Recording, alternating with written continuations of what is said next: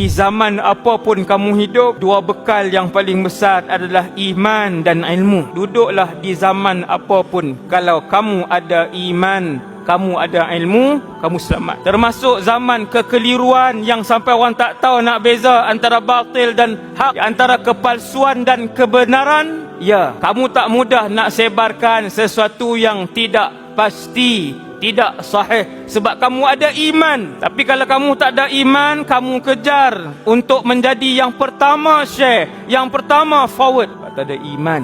Tingkatkan iman, tanam dan tumbuh cambahkan benih iman, segar dan banyakkan benih iman dengan bacaan Quran, tadabbur ayat Quran, dengan salat, dengan zikir, memperbanyakkan jenis ibadat, dengan melihat kebesaran Allah, mengkagumi kebesaran penciptaan-ciptaan Allah. Cara untuk iman, tingkatkan iman. Kemudian ilmu, dengan mewajibkan diri datang ke majlis ilmu. InsyaAllah selamat.